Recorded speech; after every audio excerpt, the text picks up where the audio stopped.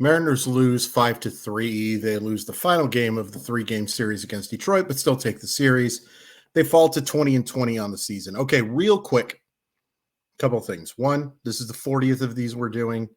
Got 122 to go, but I do want to say thank you to everybody that has tuned in. I've had an absolute blast recording. Most importantly, happy Mother's Day. Happy Mother's Day to all the mommies out there. Anybody who all the single mommies out there, but especially, to be honest, my mommy and my mommy's mommy, grandma. Love you. Thank you. And everybody, hope you're having a great day. But special shout out to the mommies who, they're good. They're good, folks. Okay, let's talk about quickly how this game happened and unfolded. Javier Baez grounds out a fielder's choice that scores a run to make it 1-0 in the first. JP Crawford scores on a balk that I'm still confused about. I think the umpire said, no, that's a quick pitch. It's weird that I could even hear that, to be honest with you. Not exactly the greatest crowd in Detroit today. To make it 1-1, Julio Rodriguez singles home Ty France to make it 2-1. Teoscar Hernandez hits a sac fly to make it 3-1. Javier Baez singles home Riley Green in the third to make it 3-2. Akil Baddoo doubles home Andy Ibanez to make it 3-3, and then the seventh. Phil Maton is hit by a pitch to score Jake Rogers, and Andy Ibanez walks to score Jonathan Scope, 5-3. Okay, let's talk about some positives real quick. Then I might go on a tangent, but I'm going to try not to for two reasons. One, I don't really feel like it. 3 reasons. 1, I don't feel like it. 2, 4 reasons. It's really hot. 3, I have to hurry. I work in 18 minutes. And 4, it's really hot. So I really only had 3 reasons. And 5, probably because it's just not worth it. Okay, the positives. Nice game from JP Crawford. A couple of hits. Julio reaches a couple of times. Jose Caballero reaches 3 times. Again, better than I thought he would be. I'm impressed with what he's done. I'm rooting for him. I don't think it's sustainable. But if he's just going to be your utility guy or the weak side of a platoon, can't complain about what he's done. That's pretty much it for the positives. And other than, I thought Logan Gilbert was okay. Like, it's really struggled in the first inning. Settled down kind of nicely. Was hurt a little bit by defense. Not great defensive effort again today, but, I thought he was okay. Pitched well enough to keep him in the game. Not a dominating effort. Certainly not close to the effort he had against Texas the last time out. But I thought it was okay. Okay, the negatives. The offense was not good tonight. I really like this new lineup. I think you saw also that Jared Kelenick's a really important part of this team right now because they missed his bat today. And I know he did pinch hit and didn't get the job done today, but you see that him in the middle of the order is a big difference. Tom Murphy really struggled today. Ty France does get the hit. Not his best effort by any stretch of the imagination. Nice job by Cal Raleigh when he comes up and gets 1 hit, 1 for 2. Still think Raleigh needs to play more than Tom Murphy, more than he's been doing. But I wonder how much of him not playing against lefties has as much to do with Tom Murphy's good against them. And also, I just wonder if that thumb's bugging him. I really do, because it doesn't quite look like the same player that he was down the stretch. Not terrible, but not quite the same player. All right, let's talk about it, because that's why you're here, right? You want to talk about Matt Brash. So, first of all, it would be absolutely foolish of me to argue that Matt Brash was good today, because of course he wasn't. Yeah, I mean, obvious point is obvious. He was not great. He comes in and he does get Javier Baez to fly out, big out, but then he walks Spencer Torkelson, and then he hits Nick Maton, and then he walks Andy Ibanez. And you have to bring in 110. So look, it's very obvious the strengths and weaknesses of Matt Brash, right? The strengths are that this guy has as good of swing and miss stuff as any reliever in baseball, any pitcher in baseball. Like his movement on his fastball on top of that sweeper or knuckle curve or whatever the heck he wants to call it, it's unreal. There's no denying it. He's unbelievably talented. He's a young pitcher, and this is technically his first full season of Major League Baseball action. Because if you remember, he came up, he started, and he struggled with throwing strikes and got moved to the bullpen and did a very nice job for the team down the stretch. Very nice job. It was much better about commanding the strike zone as a reliever. And look, you're going to look at the numbers and say that Matt Brash hasn't been good this year, and that's fine. We are a results-oriented thing, right? The results are what matter. But even in a daily show like this, borderline daily, pretty much daily, they play pretty close to every day. Even on a daily show like this, where we are literally reacting to what happens, process matters, guys. And if you're just looking at ERA and looking at today, then yeah, Matt Brash isn't good. I think that's a huge mistake.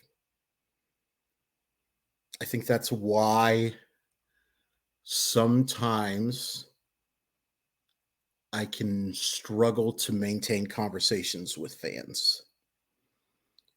Because it's not that let me make this abundantly clear. I'm not better than anyone.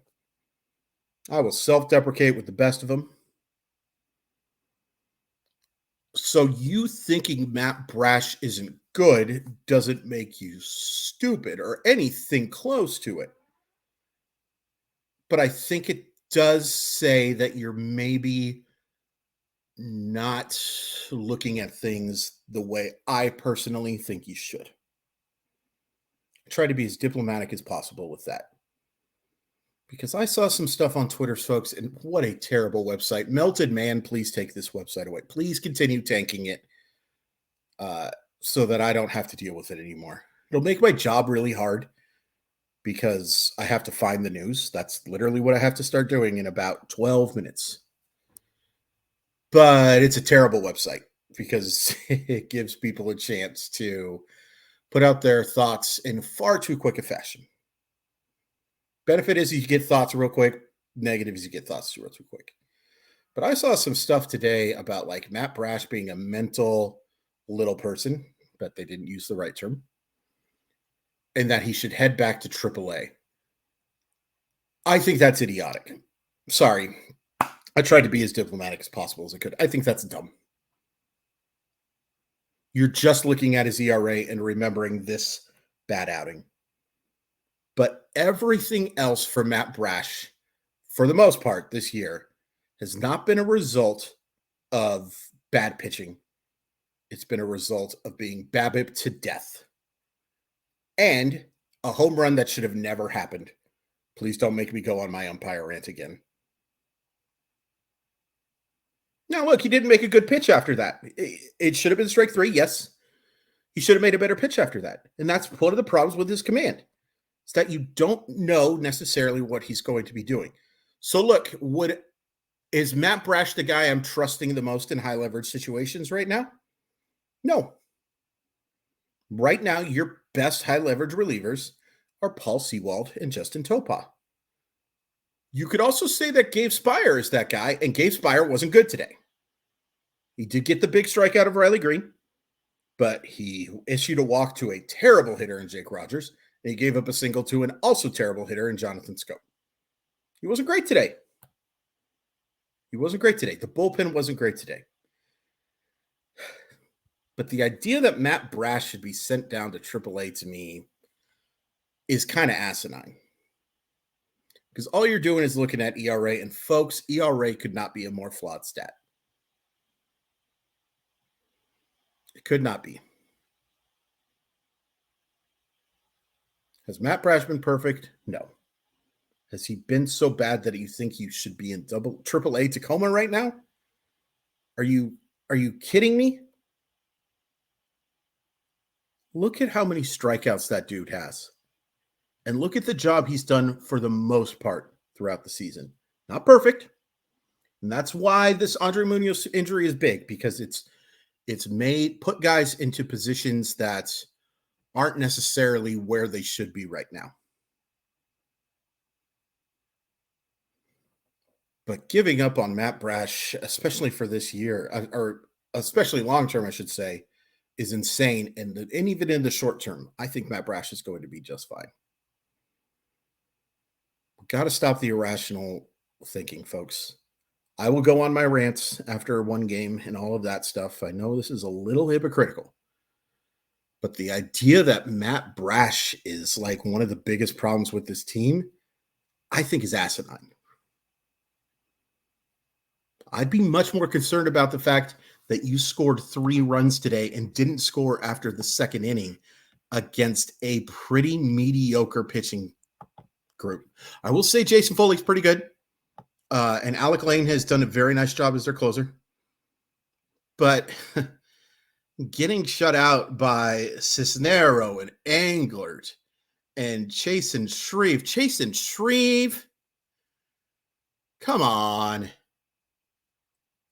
That's far more concerning to me than the fact that Matt Brash just didn't throw strikes today. And there are going to be days where he doesn't throw strikes. And it's the risk of having him be this pivot man role. I would much rather see Matt Brash coming in and starting innings fresh.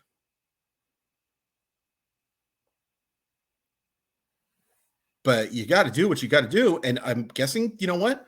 Justin Topa probably wasn't available today. He's been worked a lot. And it does bring me to this. And look, today I didn't have a problem with pulling Logan Gilbert. He wasn't good enough to keep going. And at 94 pitches, I'm fine with that. Starters got to start working a little deeper into games. I know you got to keep them fresh. And it's especially fresh now because you don't have any starting pitching depth. Your starting pitching depth is done. Chris Flexen is not starting another game for this team.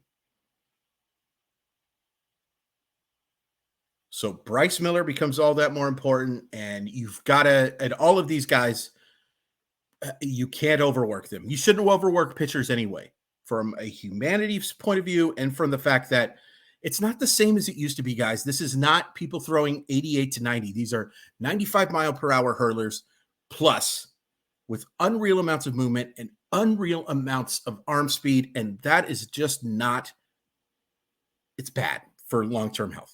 You got to keep these guys healthy.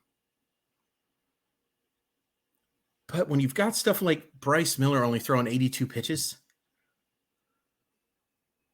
I've seen a little too much of that. I would like to see the starters get a chance to work deeper into games, because the pitch count matters more than the innings, in my personal opinion. So I get it. We're upset. Matt Brash didn't get the job done today. Didn't come close to getting the job done today. Nice job at 110, by the way. Good to see him have a lot of success early on.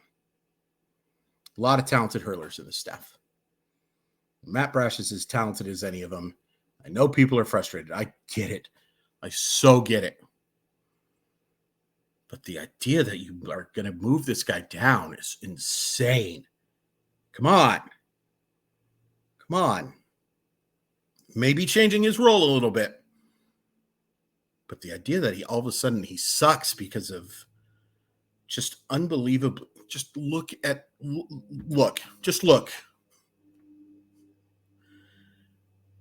This video already went way too long. Please hit like. Please hit subscribe. Crawford_MILB on that Twitter thing that I just complained about. Bummer. Would have been really nice to get a sweep. Real quick, I believe that they play. You know what? I don't even know if they play tomorrow.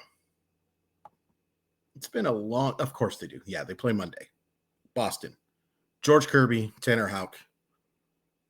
Interesting pitching matchup. I like Kirby a lot more than Houck. I know it's Hawk, but I like to pronounce it Hawk. Yeah, bummer to lose. But let's pump the brakes a little bit here on all the Matt Brash hatred. Please and thank you. Love you. Happy Mother's Day.